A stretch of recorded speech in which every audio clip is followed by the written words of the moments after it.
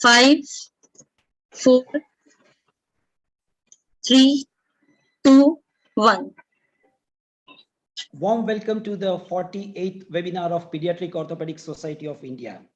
The topic of today's topic is a radial club hand.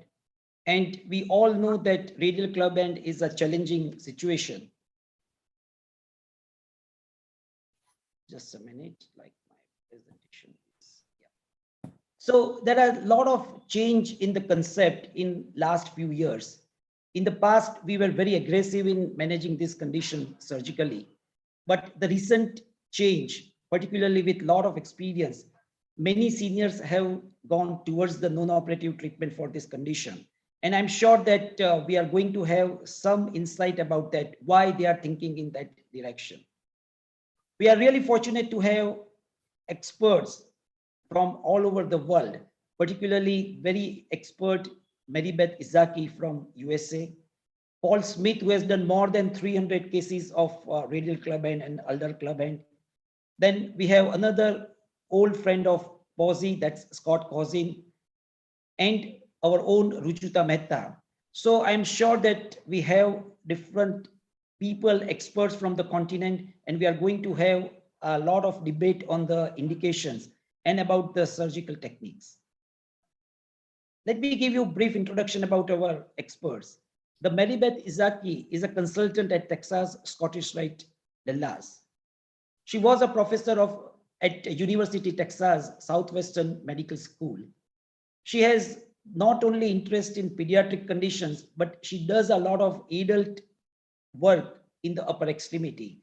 And there are very few experts in the world who deals with stroke, head injury, spinal cord injury, over and above the cerebral palsy and other conditions.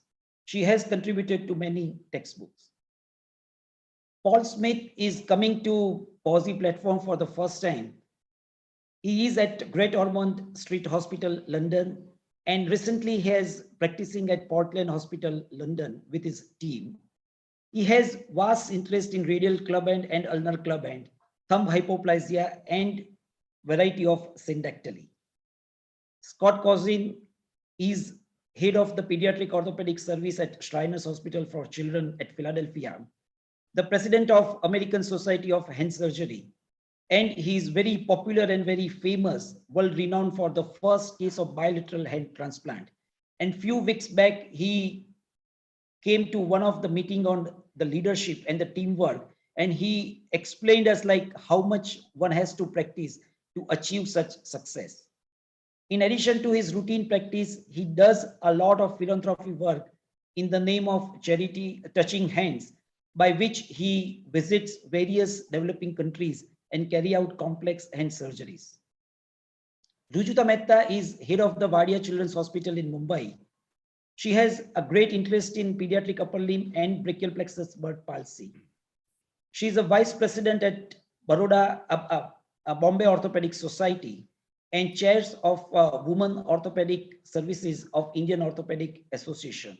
She is founder secretary of Asia Pacific Orthopedic Association Women Advocacy. So in addition to vast experience in the field, she is very prominent leader in the field of orthopedics. About the format of this session, the first, Dr. Marybeth Ezaki is going to speak about basics of radial club hand. And the most important point is like from her vast experience, why she does not like centralization. Then the next topic is Dr. Scott is going to speak on when not to operate. So we have these two lectures on one of the extreme of this spectrum. And then Paul Smith is going to speak about the surgical technique and about his long-term results. We will take questions after the lectures are over. And after that, we will have a case discussion in which, again, whatever we discuss during the lectures, we will try to apply that knowledge in the form of case discussion. Dr. Rujuta is going to manage that case discussion part. If you have a question, you can send your questions by text message or by WhatsApp to a number of Dr. Sandeep Patwardhan, that's 98250-32523. before we hand over the upcoming events, we have POSICON 2022 at Kolhapur on 14th to 16th January. And this is the first physical meeting after last virtual meeting. And I hope we all meet again, because we look forward for meeting physically. And I request everyone to register for this meeting, for meeting after a 2 years gap. So with that, I hand over to Marybeth, and I'm going to run her presentation. Over to you, Marybeth. Let me unmute. Good evening to my esteemed colleagues in India, and good morning to my dear colleagues here in the US. It's great to be invited to be part of this presentation. Next slide, please. So I have no conflicts of interest to disclose. I am no longer actively practicing, so I will tell you that. The opinions that I'm going to share with you are my own, and I'm a bit of an outcast or a rebel or a pariah or whatever you'd want to call me. But based on 30 plus years of experience where I'm working at a Scottish Rite Hospital, which was a big referral center, that many families came to me, and I saw a lot of follow-up care from other surgeons as well. I'm sure other surgeons saw my follow-up care, so that disclaimer.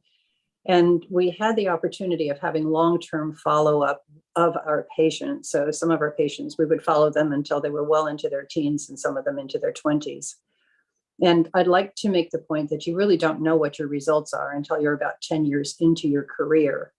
And I realized at that point that I could not make centralizations work. And so I stopped doing that operation because I saw my own failures and I saw other people's failures, and we tried salvage procedures. Next slide, please.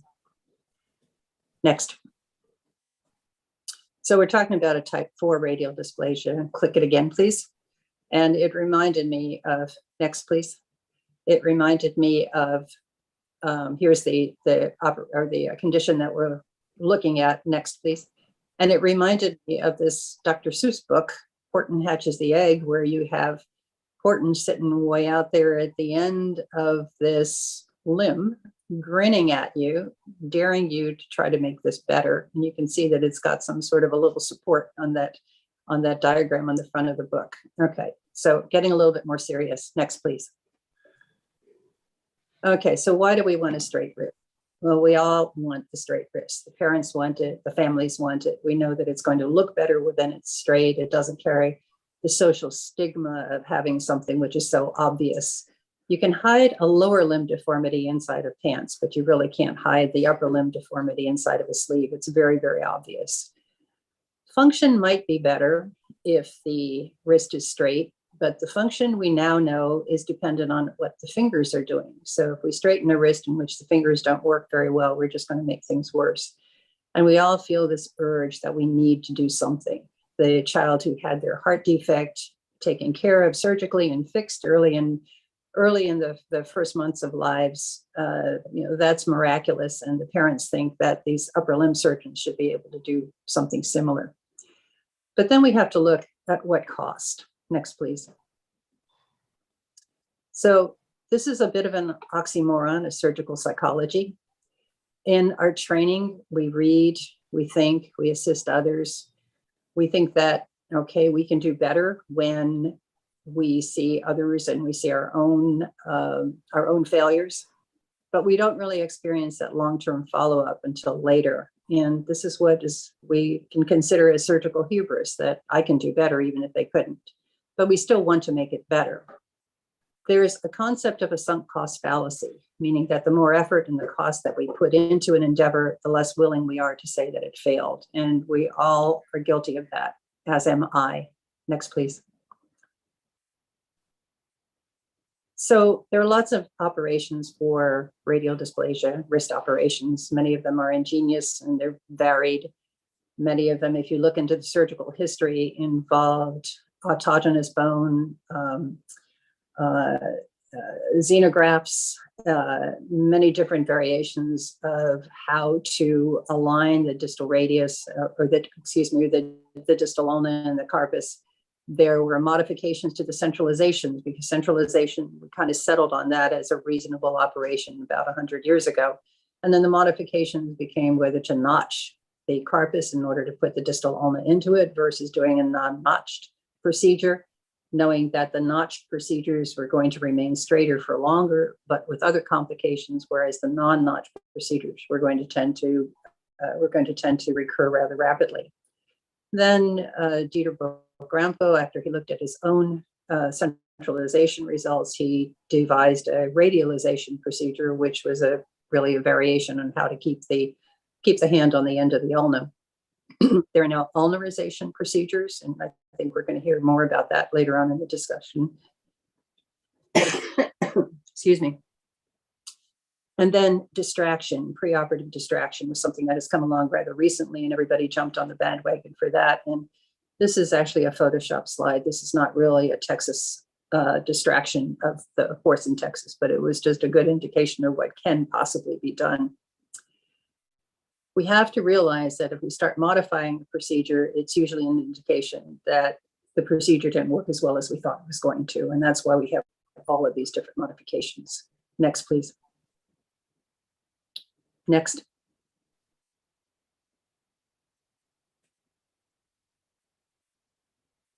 So coming up. There. Okay, so what defines a good surgical procedure? It ought to have a high success rate. There ought to be a favorable risk-benefit assessment. We should be able to do that operation safely, just as we were hearing Scott saying earlier about how important it is to have the practice and have your team assembled. So this is not something that should be done by a center that, taking care of the radial dysplasia should be done in a center that doesn't have a good experience and a good team. There should be a low recurrence rate for the condition being treated.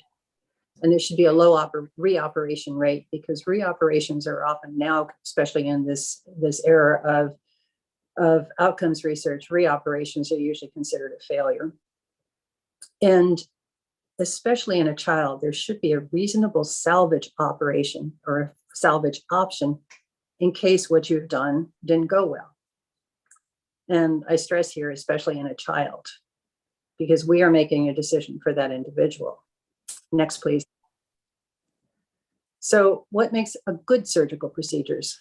There were lots of procedures that were considered good in their day, and then they were abandoned. They include femoral artery ligation for a popliteal aneurysm. And if you want to read a wonderful book, you should read about John Hunter's development of that procedure and the coach drivers in London. Radical mastectomies for breast cancer are no longer done. Vagotomy and pyloroplasty and all of the different bypass procedures for peptic ulcer disease are no longer done. My dad was a general surgeon, and I'm sure that he supported his family, and he put me through college by those procedures, which were considered the state of the art and accepted in those days. I won't tell you how many decades ago, but it was quite a few. Orthopedically, there are other procedures that we are no longer doing in favor of doing things that are less invasive. And an example here is how we treat club foot. Before, there used to be a comprehensive release, and it was a very, very extensive procedure. Now most of these kids are being managed with casting. So what's changed this? We now have evidence-based outcomes research, and this is a buzzword, but it's also very, very important so that it forces us to look at our own results. Next, please. So our surgical success rates are very, very high in operations like appendectomy, cataract surgery, CMC reconstruction, and uringotomy tubes. We can count on almost 100%.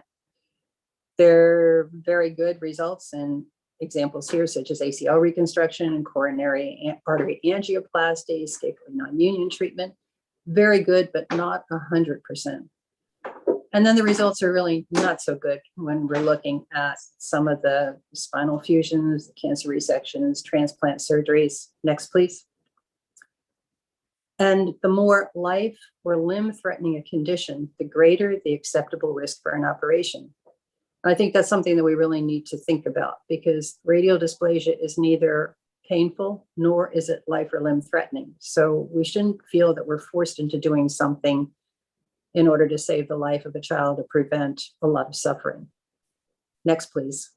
At least physical suffering.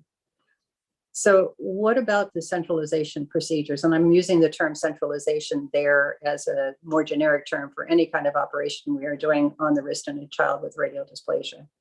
We have to think about the risk of growth arrest, realizing that that ulna is already short. Recurrence of the radial deviation is almost an expected outcome. Our reoperation rate is high, even in the best of hands and the largest of series. And if we look at what we have as a salvage option, it's an ulnocarpal fusion. And when we look at a fusion of the carpus to the ulna, the functional results are no better than an untreated radial dysplasia. Next, please. So I did a desktop experiment, if you will, where I looked at the functional assessments and the impairment assessments and looked just at what was going on at the wrist. I didn't account for the condition of the fingers or the length of the forearm, but I did a desktop assessment of an untreated type 4 radial dysplastic forearm with a radial deviation at the wrist versus what we would consider a salvaged procedure, sorry for the typo there, of an ulnocarpal fusion in a neutral position. And based on the functional impairment assessments that we use in order to award impairment ratings to our workman's compensation patients here, the results were about equal. So we've got to do better than that if that's going to be our salvage option. And I must admit that I don't have the experience of somebody that like Paul Smith has, and I'm looking forward to his talk too. Next slide, please. So what have I learned? I've learned that hand function correlates with condition of the fingers. We knew that, but we had to be reminded of it. I've learned that the wrist and thrombocytopenia absent radius syndrome are particularly difficult. And before you wade into doing any surgical procedure for on the wrist on that condition, beware. I've learned that there's a tremendous psychology involved, that we need to do something, and we can do something, and we can engage the parents along the way to be advocates for the parents and the child. But along the way, we should minimize our risks. And I think the definition of insanity is that we do the same things over and over again and expect different outcomes. And so we look for something different. Next slide, please. This was an example of not my finest hour, probably my worst outcome. And this young man was a gifted artist. He had lots of friends. He was socially very adept. He was just a wonderful young man. And when I started to explain to him that I could do an ulnocarpal fusion and I could do it as extraction and I could bring his wrist out and make his forearm, he looked at me and he said, "You did this to me. Why would I let you do something else?" And zing, that really hit home. Next slide, please. So alternatives to centralization: early stretching, early splinting as soon as we can. What my partner Scott Oishi and I have started doing, and as a soft tissue release and a bilobe flap coverage, we continue the splinting. We try to maintain flexibility. We preserve the ulnar growth. The parents accept the fact that this is going to buy time until the child has had more growth, and it's not going to burn any bridges for what we might want to do later. And later, we tend to offer a free metatarsophalangeal joint transfer if the parents want. And at that point, the child will have some buy-in, because this is something that I think is important for the patient and the child. Once they get to be about the age of 5, 6, 7, they need to have some idea of what they're in for. And we found that few of the kids and few of the families actually go for this option. So our experience on that is much more limited than Simo Vilke's, which I think is, his experience is brilliant. He's taught us so much about this. Next slide, please. So this is just a child who had a release in a bilobe flap. And I agree that this is passive stretching, but she comes to neutral, and she was actually able to fire her ulnar wrist deviators and bring her wrist almost to neutral. Next slide, please. And I've learned more about what not to do than what to do. I've learned what it means to follow a child all the way out to maturity and to live with a limb difference and see these kids as they struggle through their socially difficult and awkward times in school.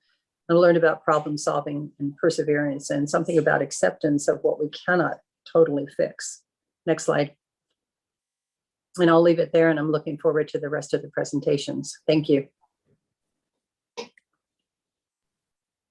Thank you, Marybeth, for an excellent point of view about a condition. What you mentioned is about the type 4 radial clubhand. But what about the minor or a less severe variety? Do you have the same opinion or you have a different opinion?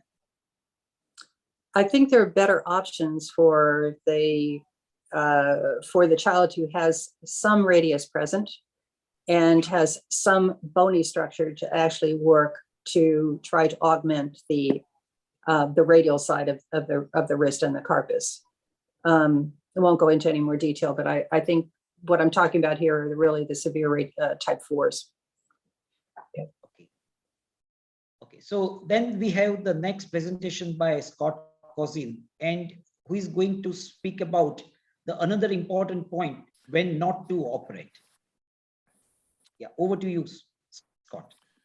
Good evening, everybody.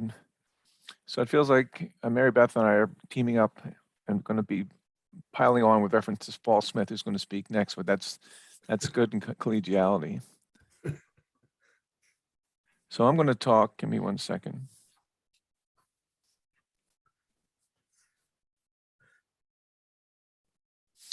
Is that good, Dhiren? Can you see the slides? Yes, yeah, please. Okay.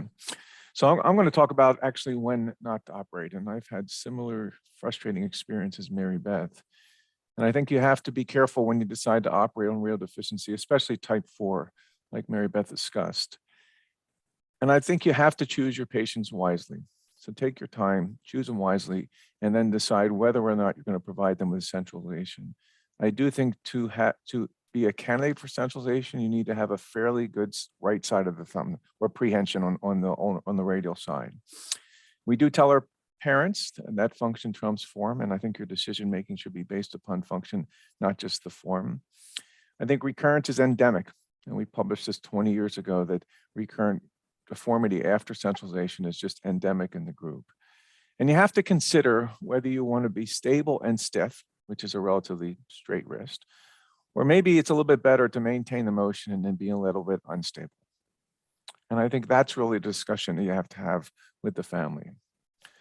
Now, there are clearly non-candidates, and at least in our practice, those that have failed centralization, older patients with an established deformity and have accepted their deformity.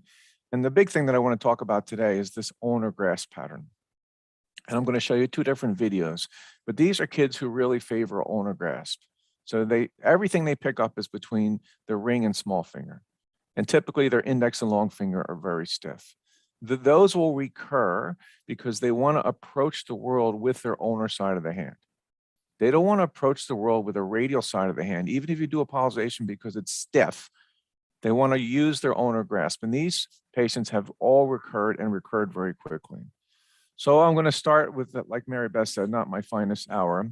This is Barricade, a kid we operated on in Ethiopia when she's 3 years age, about here. Type 4 radial deficiency at both sides. Here's her initial x-rays. And then here she is after centralization. I think it's okay, actually. I wouldn't be unhappy with that result after centralization. It's fairly well aligned. It's a little bit maybe overcorrected, but overall it's pretty good positioned.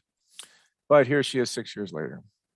Just a massive recurrence of her left radial club hand or radial deficiency. And you can see she's at 90 degrees. And this becomes a difficult problem. So now what do? You have to always try and salvage your complications over time. We applied an external fixator. Actually, this was applied before we came back to Ethiopia by one of the pediopods. The wrist was distracted. And once we had it distracted, we subsequently did an ulnar carpal fusion, which is not the greatest operation. And then here she is at about 12 years of age with a fairly significant improvement, but you can see it's not my best hour for sure. Now, the next thing I want to highlight is this ulnar grasp pattern. So I'm going to show you 2 different patients. This is Haley. She's a 7-year-old female with bilateral radial deficiency. The right side's fairly mild with a type 2 thumb hypoplasia that we reconstructed. And the left side has had no treatment today. So the left side's a type 4, that's a type 4, I apologize. Let me go through this video. So you can see her right side that we reconstructed the thumb is pretty good. But watch how Haley uses the ulnar side of her hand on the left side for everything. This is what we call ulnar grasp pattern. All her prehension is done with her ulnar side, favoring her ring and small finger without even incorporating her index and long. So we're just giving her different objects of varying sizes and just asking her to hold them. We're not giving her any instructions about what to hold it with, meaning ulnar side or radial side. But you can see on the right side, she prefers the radial side with a reconstructed thumb. And on the left side, when she transitions, she goes right to the ring and small finger. And if you try and centralize Haley's left side, what happens is she want to approach the world with her ulnar side at hand, and she will recur, and she'll recur rapidly and quickly. So these patients with ulnar grasp pattern and a stiff index finger are a huge relative contraindication to even considering centralization with or without distraction. It doesn't matter, because like I said before, in our practice, it's the function trumps form. Now let me show you another example. This child came in about 2 weeks ago, perfect timing for the conference. And this is Erin. She's a 13-year-old female. She has bilateral type 4 radial deficiency. I've been treating her since she was an infant. And she said absolutely positively no treatment to date. And I need to just emphasize what Marybeth said, which I think is important. We follow our kids to at least skeletal maturity, if not older, because the things you do in life as you become older become more complicated. And these kids, all kids with impairment, can benefit from a little bit of OT knowledge or a little bit of surgical knowledge and be able to accomplish those tasks. So here's Erin, right? Type 4 radial deficiency, both sides. Here is her texting. She can text better than I can. But you notice everything is done with her ulnar side of the hand. And if the other thing you see is her limbs are relatively equal in length and relatively symmetric, but very stiff radial sided hands. So one thing that we don't talk a lot about, but which probably should mention in discussion, is kids who are unilateral really don't like their limb depth discrepancy as much as bilateral because they're asymmetric.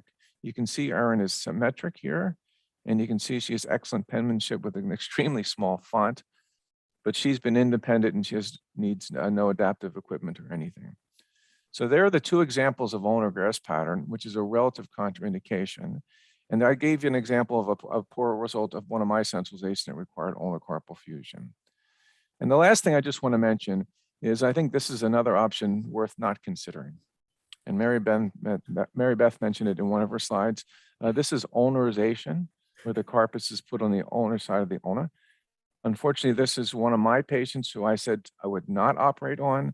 They went somewhere else and had a second opinion. They had an ulnarization. And then they came in to see me, come back to me. I did the pulsation on the left. I didn't do the pulsation on the right or the ulnarization because I don't do that operation. And they wanted to know what the prominence was on the radial side of her wrist. And the prominence, unfortunately, is the ulna that has continued to grow as the carpus has migrated in a more proximal direction. And this is an extremely difficult and challenging problem. And I'm actually not sure what to do because she's still skeletally immature. And with that, I thank you for your time, and I look forward to being back in India.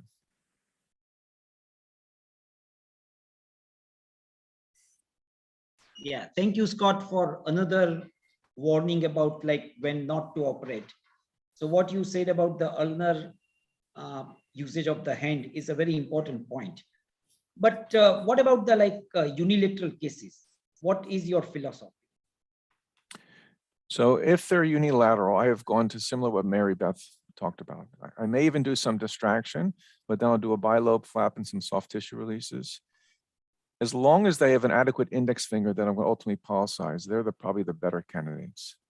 So they end up with some recurrence, but they maintain their motion. Then I do a pulsation of a fairly mobile index finger, and they seem to be content. They're never happy because again, they're short on that affected side compared to their unaffected side, which creates tremendous cosmetic problems. We have lengthened some ulnas. We'll get into that in discussion. That's another difficult task. It's easier said than done. There's something about congenital bone that doesn't like to heal compared to post-traumatic bone, but we have tried to equalize their length over time. Yeah, we have a question. The question is about what is the maximum age where you have carried out this surgical procedure, centralization procedure? So I tend to follow the Peter Carter rule, who taught us a lot. The hand doubles in the first 2 years of life, and then doesn't double again until you're done growing. That's a Peter Carterism, among other things. So in general, I'd like to wait till the hand is bigger. So somewhere between 18 and 24 months, if I'm going to centralize. I used to do them in a year. I just think it's too young, actually. And I think you have to be extremely careful of damaging the ulnar physis, because then you've taken a short limb and made it even shorter. So we tend to do distraction before we perform a centralization, mainly just to protect that ulnar physis. Because we've all seen our kids with these incredibly short forearms because we've inadvertently damaged the growth plate. Marybeth mentioned the notching technique that Lamb popularized. That was a disaster, at least in our hand, for the physis. Okay. Before we have more questions, let's hear what is the views of Paul about the surgical technique and about his long-term result, because that is going to give us the idea about both sides of the story.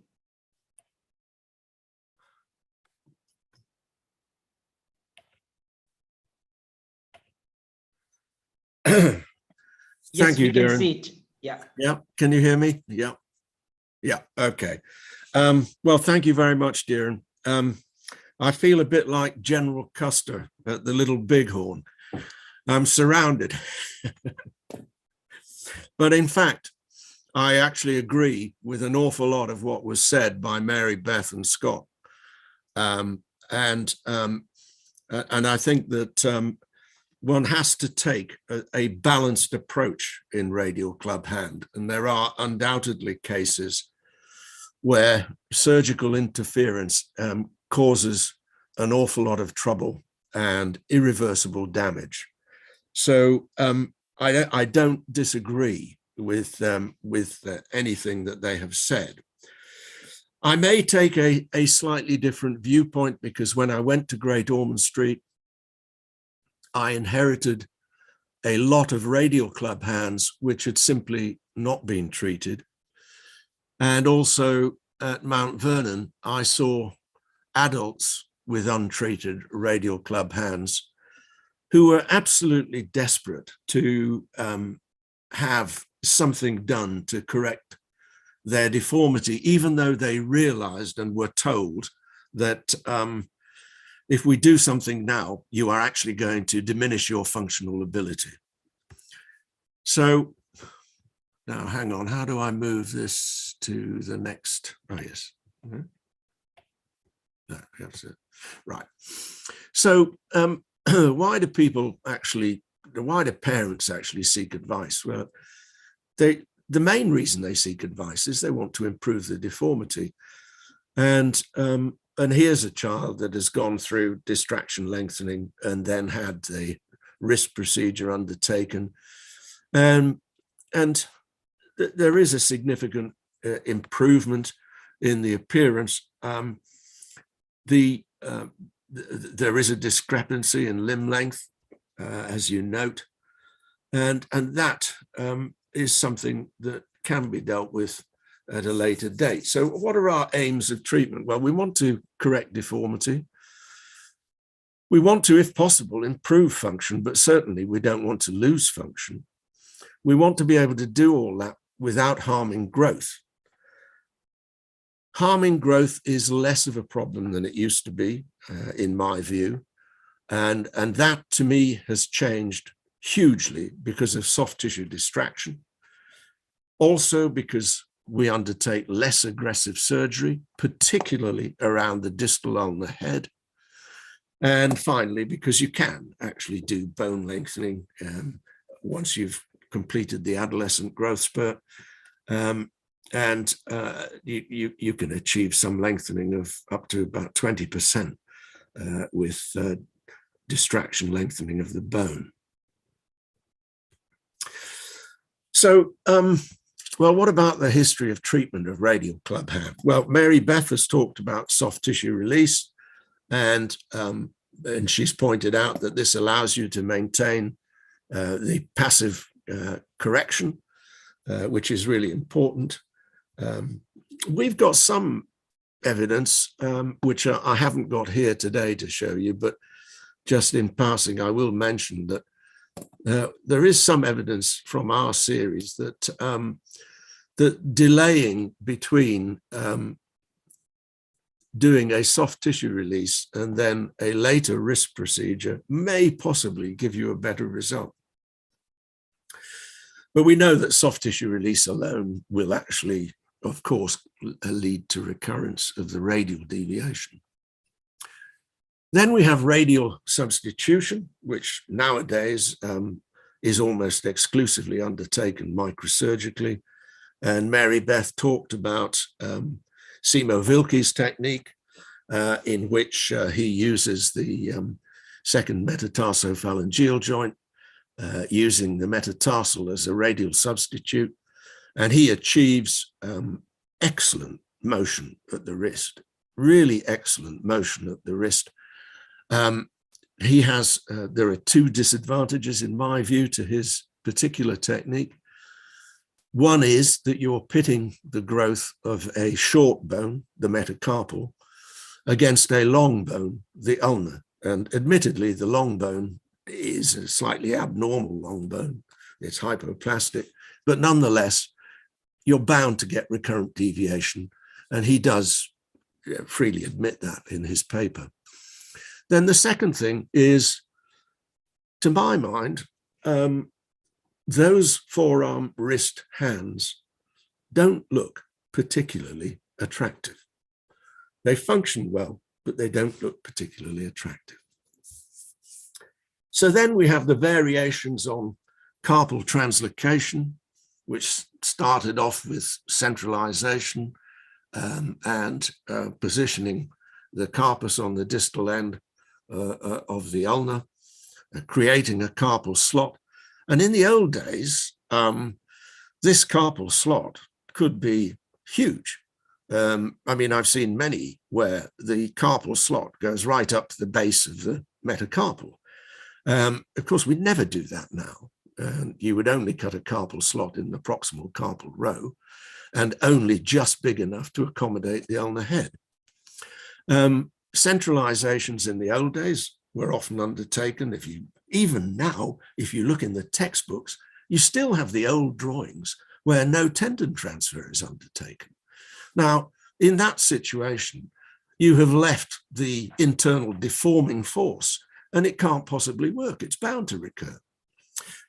But Gramko, of course, came up with the idea of radialization. And his idea was that if we could place the carpus on the distal end of the ulnar, we might create a pseudo wrist, which would allow for better wrist movement, and that would be an advantage. But in his series that he first presented, first of all, he pointed out that the radialization could not be done in the severe cases, and that there were certain severe cases where the only way he could actually get the carpus onto the end of the ulnar was by cutting a carpal slot. Now, to me, if you cut a carpal slot, that's a centralization. Of course, he was trying to balance the radius, balance the carpus on the distal end of the ulnar, and he was trying to correct any tendency to recurrence by dividing the radial muscle mass and putting it into the ulnar side of the carpus. We would do that now with a centralization. But having said that, the results of that sort of surgery, I utterly agree, were not satisfactory. And so in 1995, we started to look at this business of soft tissue preoperative distraction lengthening. And we adopted that program, and I'm going to talk about the results that we got with that, because I think it made a huge difference. I think with soft tissue preoperative distraction, you lengthen the soft tissues, you remove the need for doing complex bilobe flaps, and you make the wrist procedure easier. And then finally, there's arthrodesis, which I think should be reserved for skeletally mature adolescents. I have not mentioned ulnarization, because I think it is conceptually flawed. So in complete agreement with Marybeth and Scott, in congenital hand surgery, you can only assess your good results at skeletal maturity. Your bad results become obvious very much earlier. But in order to do it, we need large numbers. So we used to see about 10 cases a year at Great Ormond Street, in comparison to a regional plastic surgery center, which might see 2 or 3. So over 20 years, you'd see 200 cases. So at the end of 20 years, when you went to actually review your cases, and you wanted to look at the skeletally mature cases, you'd only have 4 years of complete follow-up. In other words, you'd only have 40 cases. So you really do need large numbers to try and actually find out what is happening. And if you look at 20 years and say, take it to 30 years, that's a career in surgery. And then you're looking at maybe 50 cases. That's not an awful lot of cases. So if you go to the literature, you will see that there are small series, very often short follow-up. In the vast majority, no technical details. There are different definitions. Many so-called radializations are in fact what we would call centralizations too. That is, they've got a carpal slot and they've been placed, the ulnar's been placed opposite the second metacarpal. And George Murphy, when he was at Great Ormond Street, undertook a systemic review of all of this. And out of 104 studies, he only found 12 that he felt had enough in terms of numbers and follow-up to review. And when he reviewed these, he looked at the non-surgical results. And here you can see radial deviation remained pretty significant. Then he looked at centralization. That's the basic old-fashioned type of centralization. And again, you see 27, okay, say about 30 degrees of deviation. Then he started to look at soft tissue distraction, followed by a stabilization operation. And with centralization, we got down there to 16. With radialization, not much difference. Soft tissue release and bilobe flap, well, we would expect, of course, that that is going to re-deviate. And here, of course, the Simo-Wilke type procedure. It's interesting, you see, when you look at it, the results in terms of radial deviation are pretty much the same as the results of centralization.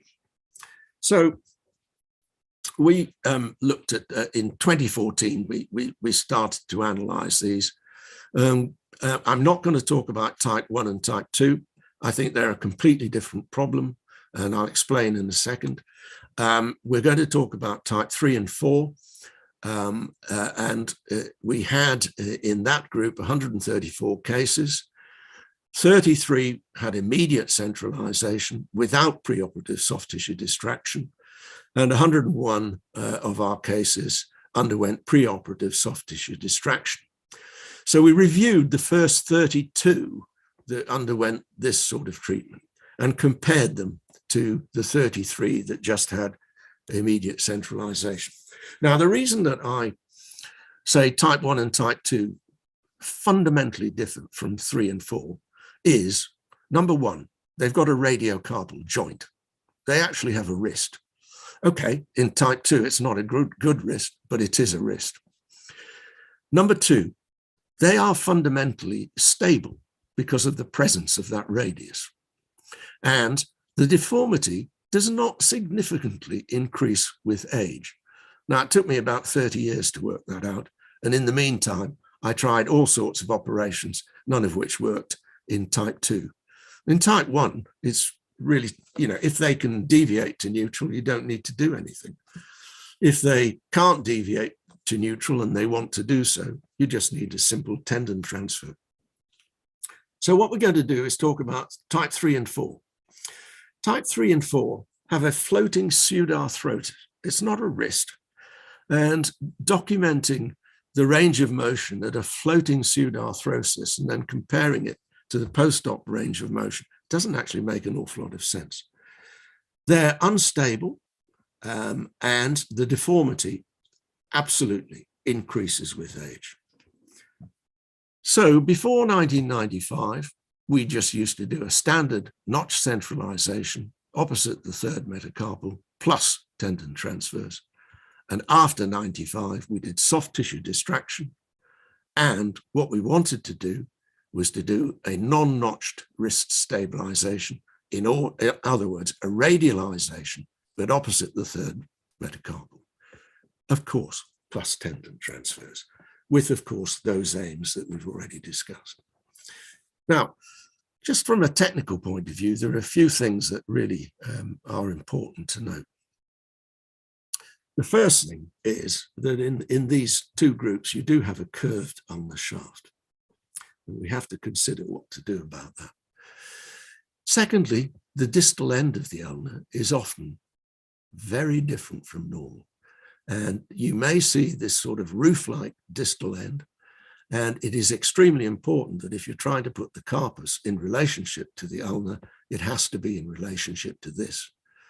And if the angle of this is not at right angles to the longitudinal axis of the ulnar, we need to make it at right angles. These cases, of course, also have a fibrous anlager, which goes from the distal end of the radial remnant to the radial side of the carpus. You also have the soft tissue radial muscle mass, which always goes to the base of the second metacarpal and needs to be released. Now, if we look at type 4 here, then it's usually associated with more curvature. If we look at the distal end of this ulnar, this is actually prognostically a better distal end, because if we can get this onto here and make it stable, then we're into a better situation.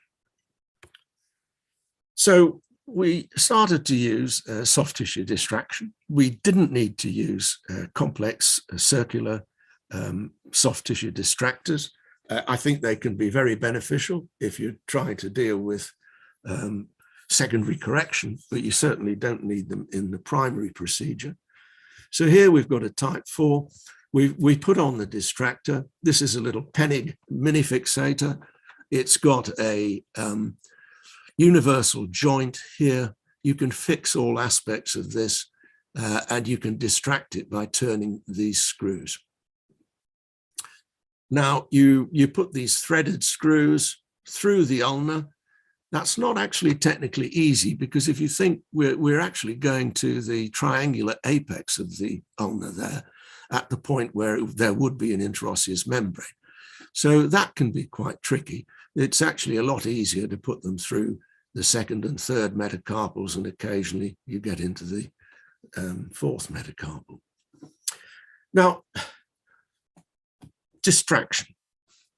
Everyone reads in the literature, you must not distract at greater than 1 millimeter or 0.5 millimeter a day.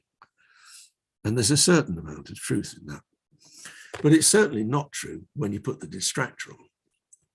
And if you look and analyze the amount of distraction that occurs in your operation and the amount of distraction that occurs post-operatively, we achieved 80% of our distraction intraoperatively. And we did this by rapid distraction until we looked at the radial side of the skin of the forearm. And when it became pale, we stopped. And then we unwound this until the circulation came back to normal. And that meant that we could get the maximum amount of distraction without interference with the circulation. After that, when you start to distract after the operation, yes, you must certainly not distract at greater than 0.5 millimeter or 1 millimeter a day.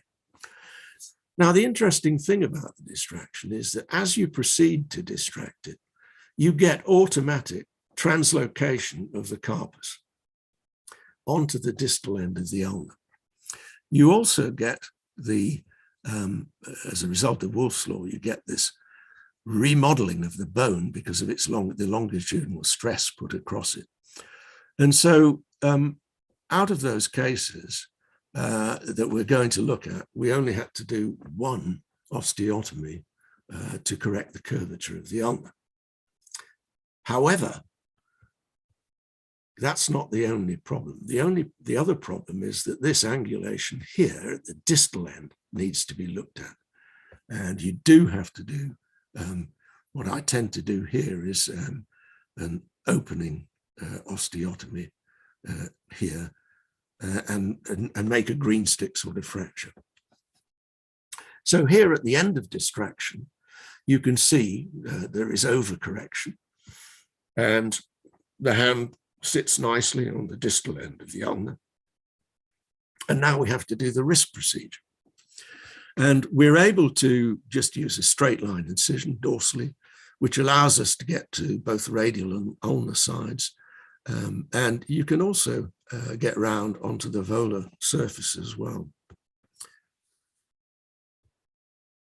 We often talk about skin excess, which is not a problem. And skin shortening is certainly not a problem when you use soft tissue distraction. But this dimple is a problem.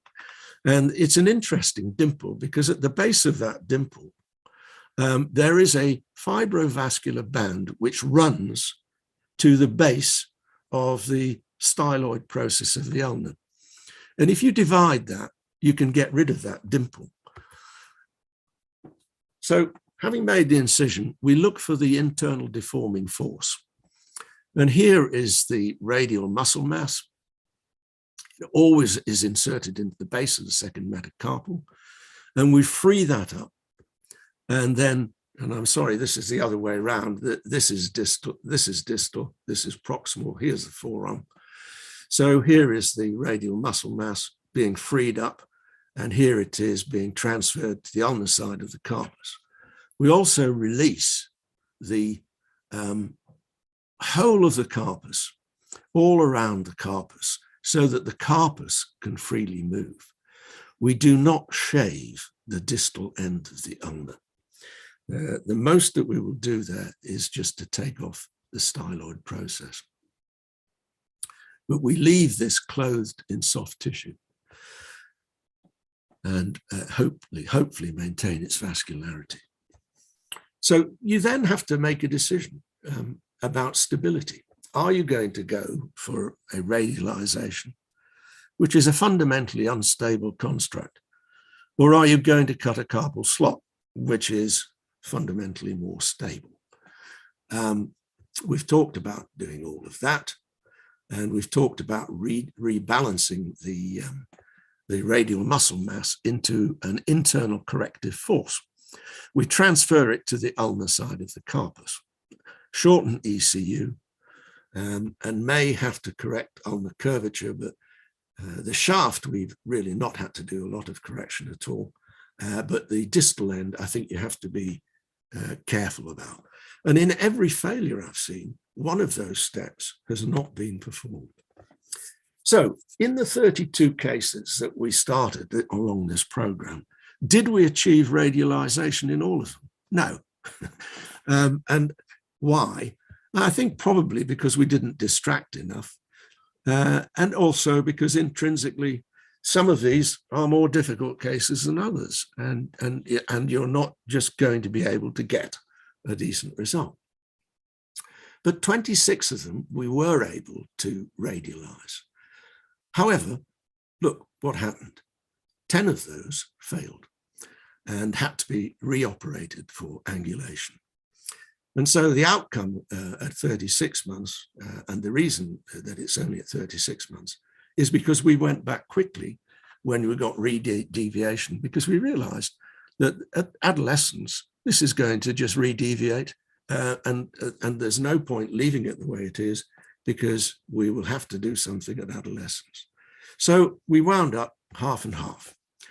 And if we took the group that had been distracted and compared it to the group that had been centralized, the two groups were pretty similar degree of deformity. If we looked at them, they had a similar number of non-syndromic cases in both groups. There wasn't an awful lot of difference in terms of numbers, in terms of those particular syndromes. The correction of the radial deviation was not statistically significant. Carpal length or height, it obviously is going to be shorter if you centralize than if you distract and put the carpus on the distal end of the ulna. But the thing that was really different was the percentage of ulnar growth, where there was a very significant difference when you distracted, whatever operation you did. And so when we plotted this, and I apologize for this because this green line you obviously see should be further up there. And this purple line should be further up, probably where the green line is. But the basic message from this was that distraction followed by any wrist operation protected ulnar growth when compared to straightforward centralization without distraction. So we can see, sorry, I'll go back there again, that in the first 5 or 6 years, that is the case. But what happens from this point onwards? What happens? Does this do this? Does it do that? No. or does it just carry on? Or does it do something else? So let's follow that group until skeletal maturity. And again, we did all the standard measurements of the ulnar length, angle of radial deviation, carpal height, and we looked at all of these. We called these patients back. Half of them came back, half of them didn't. But just to summarize some aspects of it, I'm not going to go into everything. But if you look at the result of range of motion at the wrist, radialization was clearly the winner. Centralization had a jog of motion. And those who underwent radialization but failed and then had centralization actually had absolutely no movement. But interestingly, they had the best grip strength. And the radialization cases had a better grip strength than the centralized cases. When we looked at the angulation of the radial deformity, we started off here. This is what the soft tissue distraction did. We got to this point. This is where they had their operation. This is what happened in the first 4.5, 5 years. And then this is the next 10 years. And in essence, these 3 different groups did not achieve a statistically different result. If we look at the length of the ulna, this is in normal boys and girls, and you can see that we managed to parallel the growth in normal boys and girls up to about 4.5 years.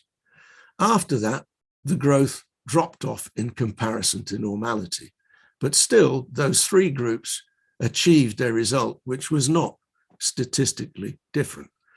Having said that, you've got to look at, there's the radialization, which gave the best results. There is radialization, which failed and then was centralized. And there is primary centralization following distraction.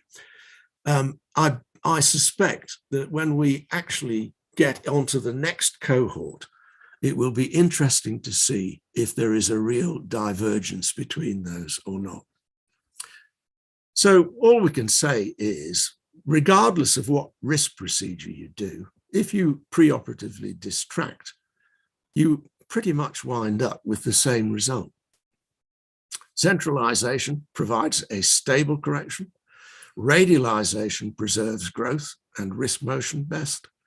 And secondary centralization decreases patient satisfaction. They don't like having to have that second operation, but interestingly, gives more power. So how can we avoid secondary centralization? Because obviously that's an undesirable thing.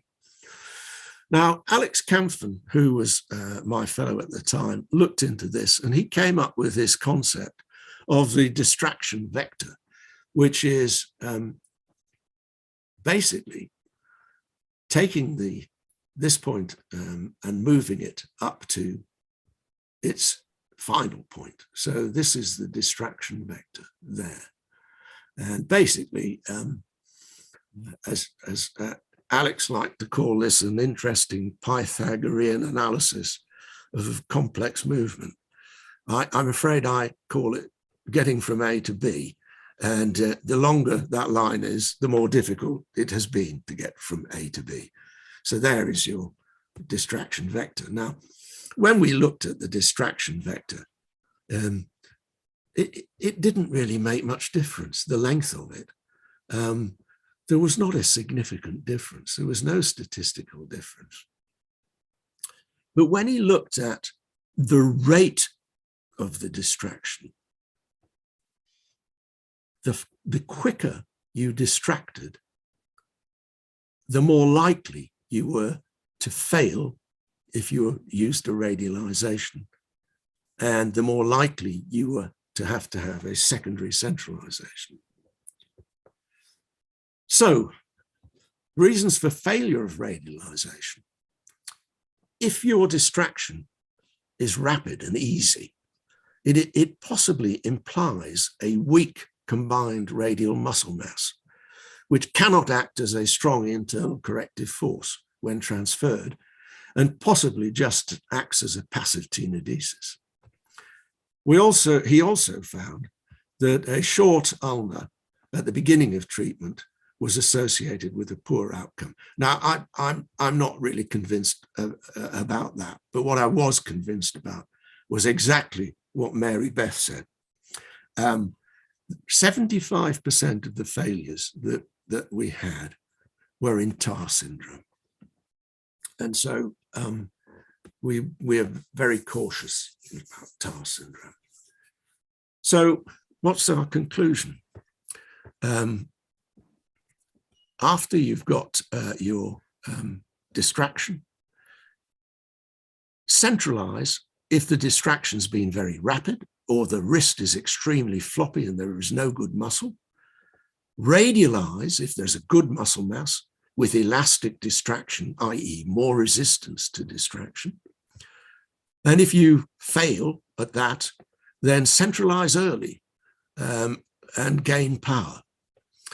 And we've got this philosophical point about if a good technical correction is achieved early, it should last till skeletal maturity.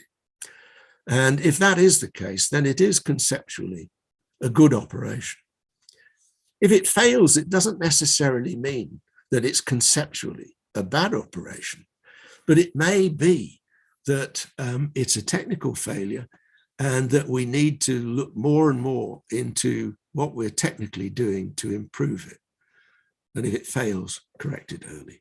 So thank you very much. That's our experience. I'm sure that as we go on with the next cohort, it'll probably all change. And one has to say that's a cohort of only 32 patients, but it is a long-term follow-up. Thank you. Thank you for sharing your long-term follow-up. Very few people have such a long-term follow-up with them. And it's very important that in this condition, at least we have 10 to 15 years follow-up before we say good results. So now we move on to the most interesting part of our session, and that is about case discussion. I shall like to introduce one of my good friend, Dr. Premal Nayak. He's also from Ahmedabad. So Rujuta and Dr. Premal, they are going to have this discussion. So with that, I hand over to Rujuta for the next part. Paul, can you stop sharing your presentation? Yes, I was just going to Yeah, request that. sorry, there we go. So it's an absolute pleasure to have heard all stalwarts with the Radial Clubhand, and I think the wealth of wisdom that has really come out from these things is really amazing, especially the concept of the radialization vector. I really loved it. So what I've tried to do is, I mean, we all know that there are no complete answers for Radial Clubhand, but what I've tried to put out here is a child who's been there with me for a long time now. And in an ideal world, if we do get to treat a Radial Clubhand, maybe, just maybe, at least some of our children can get a really good outcome. So let's look at that. So this guy had, the boy had come out as a 5-month-old child to us with a complete absence of the radius and a hypoplastic thumb. He wasn't exactly a TAR syndrome, but he was a whole Toram syndrome, and he had a single kidney. There was no problem medically otherwise. His kidneys were functional, and they thought that the VSD did not need repair at that point. And hence we were able to go ahead with the treatment at 5 to 6 months of age. His thumb was absolutely non-functional, and we had a long session of counseling with the parents that this is going to need staged treatment, going to need multiple surgeries. And if you're with us, then I think maybe we can really put some amount of good work to this, and let's see what we can do best for this child. So this is what we like to follow as far as possible, because Wadia is a tertiary referral center.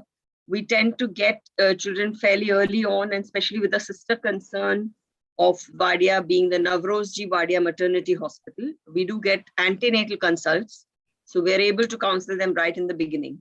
So we start stretching them once all the, visceral issues and the medical issues are sorted, sometime between 2 to 4 months. We in a Radial Clubhand, especially because we know that the working length of the forearm is really short. It's a little difficult, but we try to do stretching casts right in the beginning. And then we do a fixator assisted distraction between 4 to 6 months if all is well. A centralization stroke radialization is what we start talking now. This presentation was made some time back, so that's what was written here. But sometime between 6 to 8 months. And then ideally policization by 1 year or between 1 to 1.5 years. And earlier we used to believe in an ulnar corrective osteotomy between 6 to 8 years, but of late, and I agree with Premal, I think Premal also tends to do them early on. I think there's something to gain if we really take away the bowstring effect early in life. And then lengthening, if possible, between 8 and 9, and then a second lengthening if they still stay with us between 12 to 14 years. So this child had the fortune of having some of these steps done. We started, that's a frame which is a little different from what Dr. Paul Smith has shown, but that's a universal mini external fixator, which we generally put bilaterally. And this is a modular frame, so we can go on to the volar aspect and distract along that margin first. And then we can distract between the radius and ulnar deviation, but it needs a readjustment under anesthesia or a light sedation once. I'll show you some details in another presentation here because there was no time, so we've not put all the details of the frame here, but I do have that. The distraction rhythm that we use is 0.5 to 1 millimeters a day, and it's usually differential. So which means on the radial aspect, we can do about 1 millimeter a day, and on the ulnar aspect, we would do only 0.5, so that we're able to pull out the wrist from the complete volar subluxation that is there. And even later on, if you do need, depending on your hand forearm angle, you could distract more on the radial side and less on the ulnar side when the entire subluxation is reduced and you simply need the radio-ulnar distraction there and putting it into overcorrection. So that's the amount of preoperative distraction with what we achieved on table. And at this stage is where we went ahead and thought of doing the bilobed flap, which is what we are used to, because when we developed the hand unit as a unit, orthopedic surgeons and plastic surgeons both are working together. That's not to say that any of these methods are without their own set of complications, but we'll discuss that when we come to the question answers. And that's the bilobed flap. In well-trained hands, and if they're glabrous enough, this flap tends to heal extremely well and gives you a very good 365 degrees exposure on table. And that's the child about at the age of 1 year with a very well-healed bilobed flap and a policization also done. And what we really were happy in this case is the amount of transverse hypertrophy that we could get at the wrist. This was fairly stable as a child. Although there was a complete absence of the radius, he did not have too much of a ulnar bow. Not all children are this lucky. I think some of them have beyond 30, 40 degrees of angulation. And that was his 2-year follow-up with the hypertrophy still maintained, with the wrist still pretty stable and with a good transverse hypertrophy and doing pretty reasonable function. Those were his results. His policization was not the ideal in most of the policizations that could have been shorter, the policized index, but he had a very good pinch there and he could use all objects to his functional capacity, age consistent, and could do reasonably well with that. And he fortunately did not need an ulnar osteotomy, but at about 8 years age, we thought we should go ahead with the lengthening. Now, I'm not really well trained in Elizaro, but a lot of my colleagues are. I prefer to still use the UMEX or the same modular frame. And on 2 Shands pins between the mid shaft and the ulna here, I chose to do a osteotomy there. And those are the 2 distraction rods. And then we square this frame off using the straight rods, and we get purchased even in the metacarpals there using the standard pins. And that you can see that, I mean, we aimed for 7 centimeters, but up to 3 centimeters, things were quite good. After that, that's when the trouble began with the lengthening.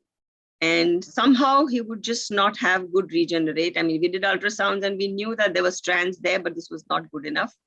Only about 1 centimeter could be achieved finally. So we had to just collapse this frame and get union first. So Jess is an unconstrained frame, and maybe this was not the best choice for lengthening, but now subsequently I've moved on to, I have colleagues in the department who do Elizaro. So I let them go ahead with the lengthening at most times. Of course, that also has its own set of issues that you have to really watch it. The elbow joint itself may subluxate.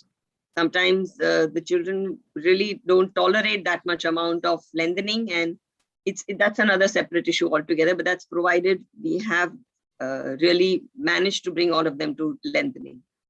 So after iliac crest bone grafting, this is what we did. At the end of it, they were okay to have about 60% of length of the other forearm and a reasonable function, but we had to stop that. And this is where he is now, doing pretty well, going to school, achieving everything. So at each of these slides, I'd like comments from all of them. I'm happy to go back to presentation mode and have each of you talk about, of course, we've heard you all in detail, but any variations or any suggestions on the treatment algorithm from Paul maybe first, and then followed by Scott. Not a lot of difference at all. I think one of the problems with Radial Clubhand is that in a lot of the syndromic children, we can't actually follow that time frame because they have far more important problems like their cardiac problems, etc., which take precedence. And so very often we're sort of as hand surgeons and orthopedic surgeons, we're sort of fitted in. We please, sir, may I do something now? That's the situation. And so I think in the kids who've got complex problems, you probably can't follow that sort of program. I mean, but Gramco was very aggressive in his, early operating. And I think probably based on the experience with club feet, where and actually general orthopedic experience in children, where we know that the manipulation in children is much more effective than it is in adults. So, I think that was his rationale for doing his early operation. But my experience is that we're a bit later than that, but it's simply because of the case presentations that come to us. Dr. Paul, what is the oldest child you operated? Oh, well, 21.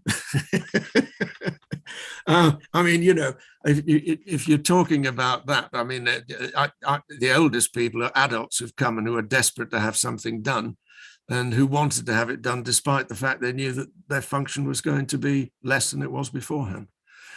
But if you're talking about the oldest child at which we've done the first operation, oh, gosh, I don't know. That's an interesting thought. I've never really looked at that. And when you do centralization, do you use a pin? And that pin is left in for how many weeks, months? Because gone for years. Yeah, no, yes, I do. I use a pin, and it goes through third metacarpal into the ulnar, and we leave it in until we come back to do the policization. But the interesting thing is very often when you come back, you see that the pin has fractured at the site of the pseudo wrist. Now, if in fact there is no re-deviation when that pin has fractured, that's a really good sign because it means your correction's actually working and you don't need the pin. But it does make it a bit of a nuisance to try and get it out. I completely agree with Dr. Kozin and Marybeth. The social situation in this country is very different. Parents want the straighter hand for social stigma, and we cannot just do a soft tissue release and splint them, because splinting and regular follow-up is a very, very big issue in this vast country where very few people are offering radial club and treatment. So I tend to leave pin a bit longer. And there are issues, as I've said, there are a lot of, I've removed only half the pin and never gone to remove the metacarpal half.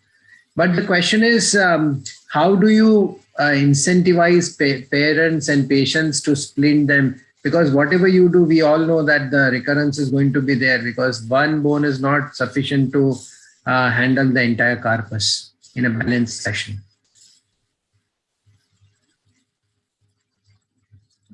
Scott, would you like to take this? How do you incentivize? Well, I think we just, so I think we tell them even before we do the first operation or the centralization, they need casting until they're done growing. Now, saying that, they often come back in without a splint. They can't find the splint. The dog ate the splint. They left it in the car and it melted or something happens. But I don't know how you can really incentivize them to comply with the postoperative instructions. But I do think it's important that we splint them until they're done growing. I think the results in this case were exceptional. We've also had similar difficulties, like I mentioned before, with lengthening congenital bone. There's something different about congenitally short bone that doesn't like to be lengthened. In contrast to a growth arrest, like a proximal humerus, you can lengthen them to the cows come home, but you can't do the same thing for congenitals. We've had exactly the same problem, and we've really discouraged lengthening of congenital bone just because of they don't heal. I had 2 cases in which we had a venous issue on day 2, and I had to remove the pin and undo a correction and maintain it in a soft tissue slab, and then I had to go back again and distract the wrist and re-pin that wrist. And does anybody have a similar experience?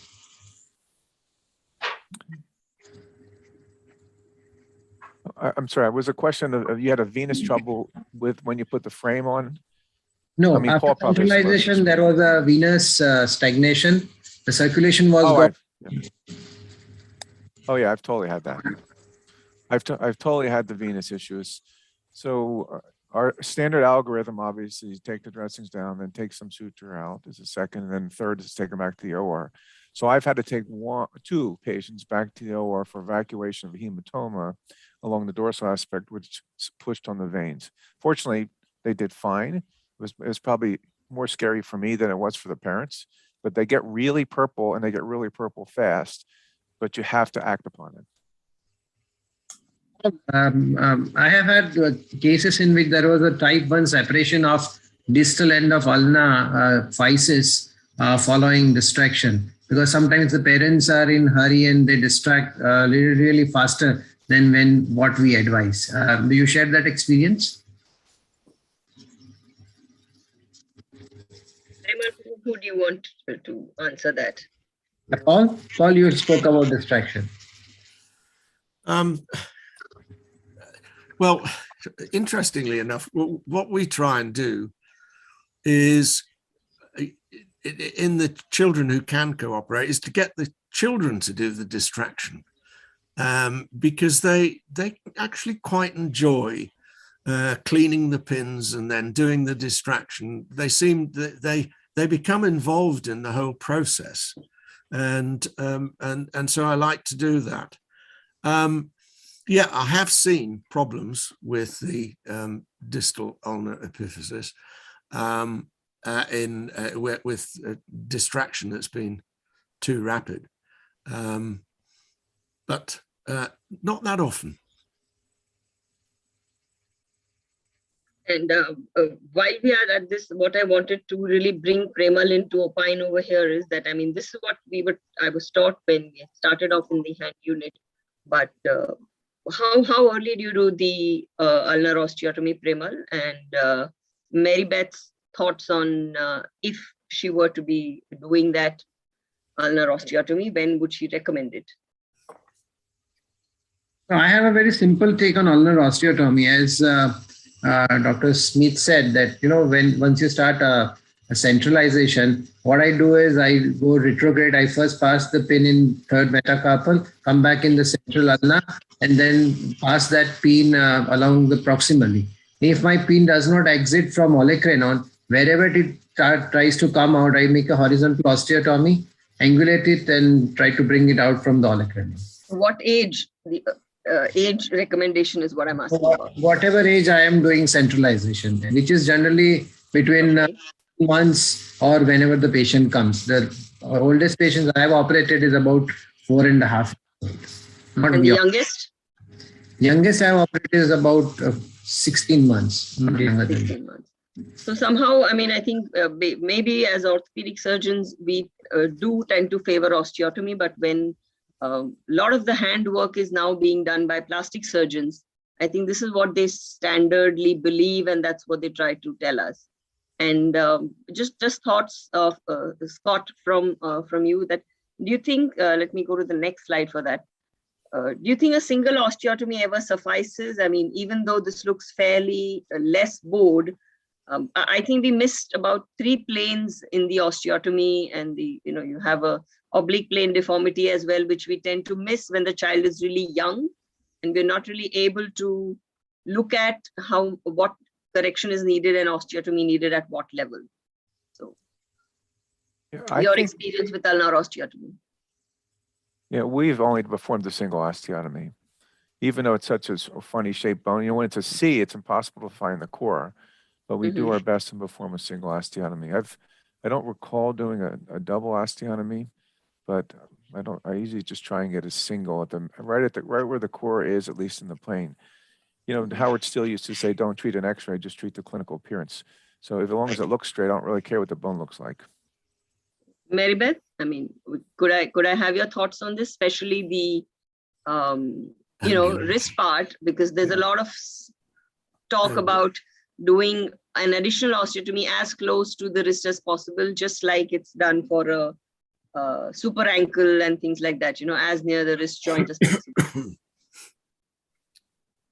Well, I think that the timing on the osteotomy would be when you think you can do an osteotomy and straighten out the bone where the soft tissues will allow it. Because if you're going to be trying to have that ulna, a straightened ulna, supporting the tension of the tight soft tissues, I don't think that's going to work. So you've got to get the soft tissue tension aligned.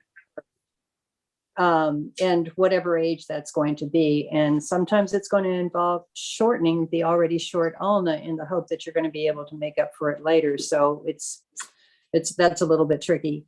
One point that I'd like to make about the Holter-Ram syndrome is that those kids seem to have very, very funny arterial architecture. And so I'm wondering if some of the problems that we've had in Holter-Ram syndrome haven't been due to some variations in the arterial supply. It could affect bone healing. I know I've had problems with polycizations where things were a little bit difficult to pink up. And I tended to relate those to Holter-Ram syndrome. So I put that right up with the TAR syndromes as something to watch out for. And the incisions, of course, all of us use different ones. I guess it depends what one is really used to. But I'd just like to know personal preferences, both from Scott, from Marybeth, and then Dr. Smith is the bilobe flap already. So as to what other incisions would you use as a standby option? Or, I mean, have you used any other ones in some other cases, and what's been your experience with them? Well, I'll So, take Scott? that one. Oh, I'm Yes, sorry. Marybeth followed by Scott. For the last several years that I was in practice, my partner Scott Oishi and I used to do a bilobe flap, but we took the dorsal, which we reversed it. So we took the flap from the palmar side, but the flap was palmar and proximal. So if you can imagine reversing it, and that left a much better scar on the dorsum. It was easy enough to close up the palmar side, and I think cosmetically that was a little bit nicer for us. So I think Carly Wullerman and Peter Waters are perhaps writing something similar up, and they've been talking about it since some time. Scott, your preference for incision? So I agree with what Paul said earlier. If you do the distraction, I don't necessarily think you need the bilobe. I think you have enough skin. We've done, on those particular cases, we've excised like an ulnar dermadesis that allows adequate exposure because of all this redundant skin. I think without the distraction, though, then I think you do need skin along the radial side, and that's when the bilobe comes into effect.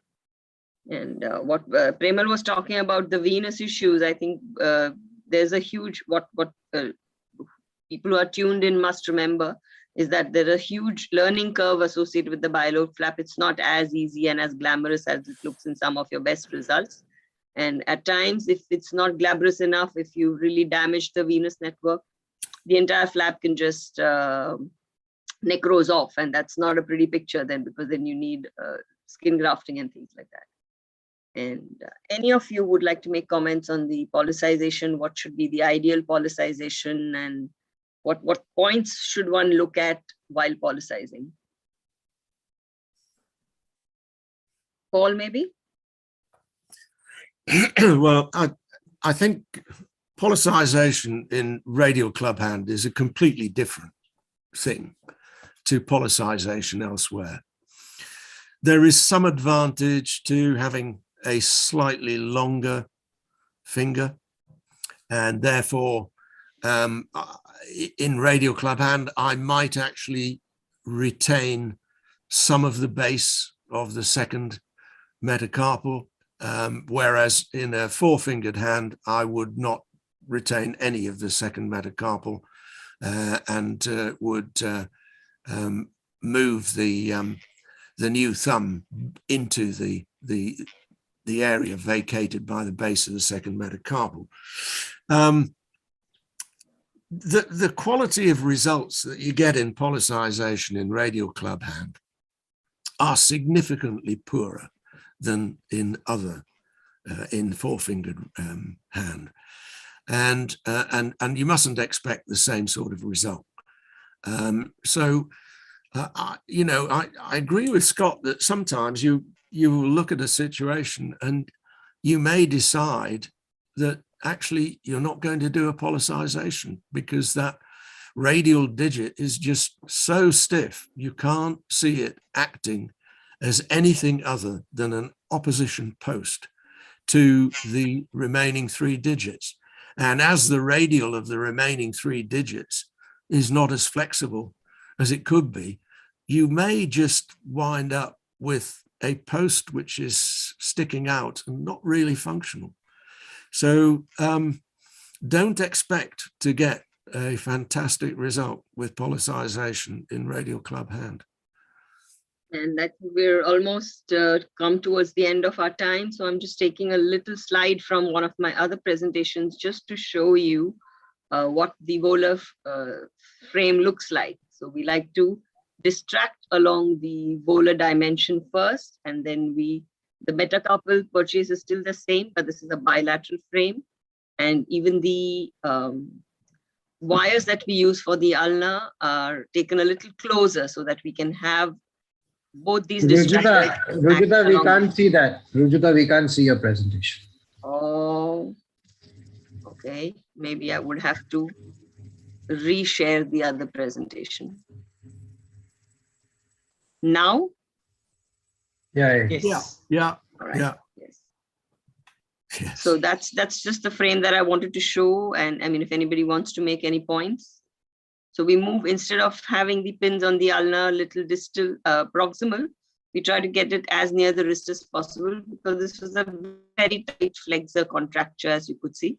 And that's the distraction first. Till this sufficiently opens up, say for about 2 weeks, we use it in this dimension, and then we take it under anesthesia again, and then just convert it to a single frame. If I could quickly take you to another, no, not really.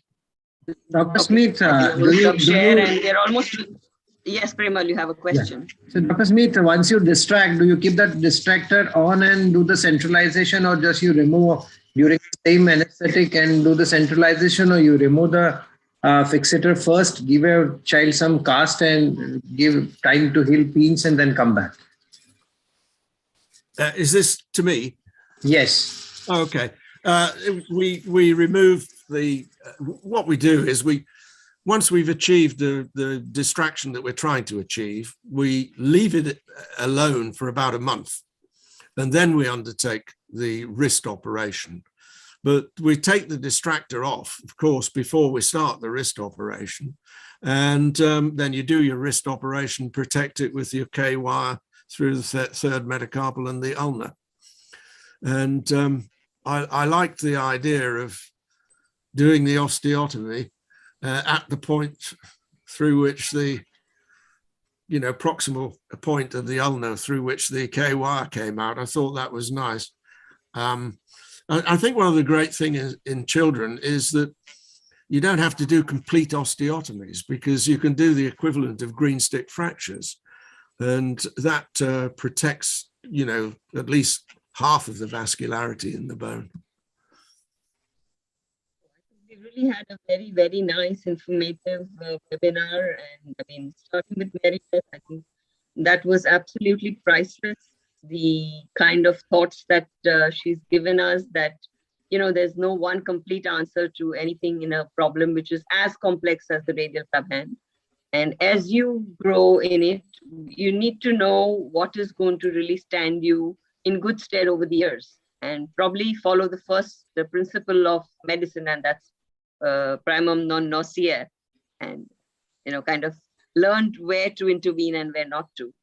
And I thank Marybeth for being here with us and sparing such valuable time despite a family situation. And Scott gave us, as usual, a very, very brilliant lecture all through his experience with radial club hands, and taught us the importance of really looking at fingers. I think that's what all three of them have really been saying, that function and what kind of function is what you're finally looking at is really important.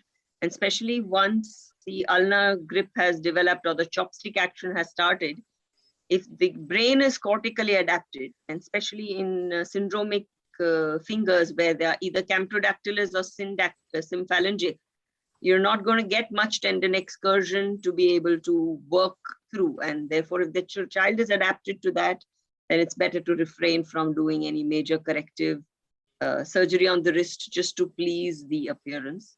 And Dr. Smith, can't thank you enough for that really lovely long-term, in-depth analysis of what works and whether there's a role for secondary centralization, and giving us or rather planting a seed of the distraction vector into our minds, because I think in India, a lot of us use distraction. And probably that's a way forward, that in subsequent papers, when we look at our own radial club hands, especially the one that we're working on now, where we have used distraction and we've tried to look at a 14-year-old follow-up, where we see that the ulnar length is maintained to almost 70% of the other side in unilateral cases. So I think that's a good angle to look at our own cases and whether that really stands us in good stead over a long term. And Premal, of course, for chipping in, and let's see whether your osteotomy early and mine, I think let's combine that and let's see whether we can come up with some good material from the Indian soil. And Dhiren Bhai and OrthoTV, thank you so much for this lovely webinar. Final words from Dhiren Bhai. Yeah, I will not take a long time because already we are running late, but I personally thank all the faculty, Marybeth, Scott, Paul, Rujuta, and Premal for giving and sharing their wonderful experience with all of us. And I'm sure that with this, probably we are going to have better result. The initial 2 lectures really warned us that before you jump in for a surgery, be careful. It's not a easy cakewalking, and you really have to think twice before carrying out a surgery. But later on, we realized that if you are very careful, if you are very meticulous in your surgery, then probably we can have a better function. And what we learned is, like, even adults, they are looking for a surgery. So in their heart, they are looking for some sort of improvement. Whether we are able to give it or not is a different situation. So with all that, I would like to thank everyone. I would also like to thank OrthoTV for giving us a technical support. And we will meet again very shortly. Thank you. Thank you. Stay safe, everyone. Thank you. Yeah. Thank you. Thank you. Yeah, bye. Bye. Bye. Bye. Okay, good. Bye. Bye-bye. Bye. Hi.